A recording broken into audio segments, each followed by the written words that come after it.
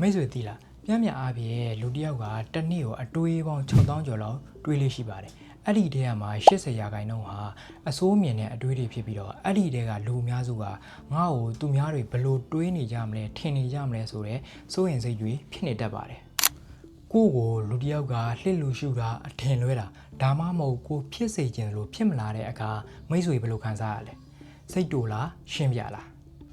ကျွန်တော်အခုပြောပြမယ်လက်တန်းတီယိုတွေကမိတ်ဆွေရဲ့အောင်မြင်မှုကိုပါနှစ်ဆမြန်စေပါလိမ့်မယ်ဗီဒီယိုရဲ့အဆုံးသတ်မှာမိတ်ဆွေဘဝကိုပြောင်းလဲပြစ်မဲ့အရာတခုပြောပြပါမယ်ဒါကြောင့်ဗီဒီယိုကိုဆက်ကြည့်ဖို့ပြောချင်ပါတယ်အားလုံးပဲမင်္ဂလာပါလီမန်ဘာမက်ဘလော့နဲ့ကြိုဆိုလိုက်ပါတယ်ဟုတ်ပြီအခုကြည့်နေတဲ့လူကိုမေးချင်ပါတယ်မိတ်ဆွေရဲ့အချက်သုံးတငယ်ချင်းက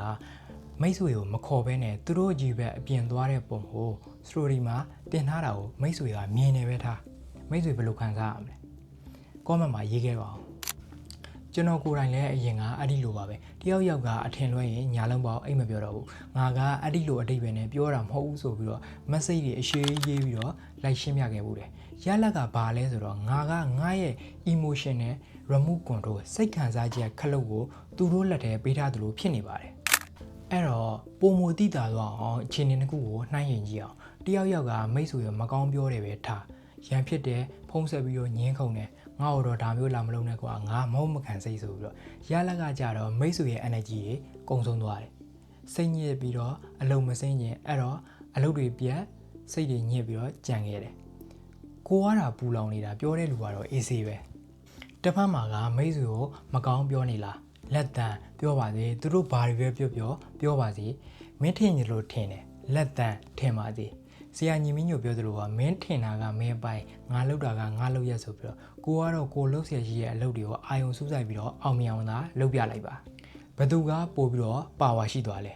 ဒုတိယလူမှာသားကောင်မို့တော့ပဲနဲ့မာစတာအရှင်သခင်ဖြစ်သွားပါတယ်ဒါကိုလှစ်လူရှုမှုလို့ခေါ်ပါတယ်မလိုအပ်တဲ့အရာတွေပေါ်မှာလှစ်လူရှုနိုင်တဲ့စွမ်းအားပေါ့ဘာကြောင့်လက်တန်းကဘာလုပ်လဲစိတ်ပညာရလူတွေကိုသူတို့လှုပ်ချင်တာလှုပ်ခွင့်ပေးလိုက်တာကသူတို့ကိုအနိုင်ပေးလိုက်တာမဟုတ်ပါဘူးသူတို့ရဲ့ဘဝအမှန်ကိုဖော်ထုတ်ပြလိုက်တာပါမဲရော်ဝင်ပြောသလိုပဲလက်တန်းလို့လွှတ်ချလိုက်တဲ့အခါမှာမိတ်ဆွေမှာအကျိုးကျေးဇူးနှစ်ခုရှိပါတယ်အဲ့ဒါတွေကတော့နံပါတ်1ချက် true ကလားသူတို့ကမိတ်ဆွေရဲ့ဘဝထဲမှာရှိတဲ့လူလားမရှိတဲ့လူလားဆိုတော့တေချာစဉ်းစားကြမလို့ပဲနဲ့အဖြစ်ပေါ်လာလိမ့်မယ်တချို့လူတွေကကြတော့ထွက်သွားမှမရှိတော့မှပိုကောင်းတာမျိုးတွေရှိပါတယ်ကိုဘဝထဲမှာကိုတူမလိုအပ်တဲ့လူတွေအတွက်အချိန်မပေးပါနဲ့ energy တွေအကုန်မခံပါနဲ့သူတို့စိတ်တဘောတိုင်းလည်းကိုနေစရာမလိုပါဘူးကိုချစ်တတ်အောင်လုပ်ရပါမယ်နံပါတ်2ချက် energy conservation ကိုယ့်ရဲ့ energy ကိုကိုယ့်ရဲ့ goal တွေ content creation တွေပညာရေးတွေမှာပဲရာခိုင်နှုန်းပြည့်ရင်းနှီးမြှုပ်နှံနိုင်တယ်ကိုယ့်အတွက်မှမဟုတ်ရင်ဘဒုအတွက်မှကိုယ့်ရဲ့ energy တွေကိုအကုန်မခံပါနဲ့ကျွန်တော်ဆိုရင်လည်းတော်ရုံစကားပြောလို့မရှိပါဘူးစိတ်တူတာတွေလည်းမရှိပါဘူးအဲ့ဒါဘာလို့လဲဆိုရင်ကိုယ့်ရဲ့ energy ကို saving လုပ်နေလို့ပါဒီနေ့စပြီးတော့ကျွန်တော်တို့စိန်ခေါ်မှုတစ်ခုလုပ်ကြည့်အောင်နောက်9ရက်တွင်ကိုတယောက်ယောက်ကစိတ်တူအောင်လုပ်တာမခံညင်အောင်ပြောတာဒါမှမဟုတ်ကိုပြစ်ပယ်ထားရင်လည်းကိုစိတ်ထဲကနေပြီးတော့လက်တမ်းမလို့ပြောပြီးတော့ကိုအလုပ်ကိုဆက်လုပ်ပါအဲ့ဒီအခါမိတ်ဆွေရဲ့ဘဝဘလောက်ပေါ့ပါသွားလဲဆိုတော့ဒီဗီဒီယိုရဲ့ comment အောက်မှာပြန်လာပြောပေးပါလက်တန်းတီယိုတွေကကို internet presentation ရအောင်လုပ်ပေးပါတယ်သူတို့ဘာပဲလုပ်ငါတော့ငါပဲငါတန်ဖို့ကသူတို့နဲ့မဆိုင်ဘူးဆိုတဲ့အသည့်ဟာကိုလူကြားထဲမှာထင်ပေါ်စေပြီးတော့စွဲဆောင်မှုရှိတဲ့လူတစ်ယောက်ဖြစ်ပေါ်စေပါတယ်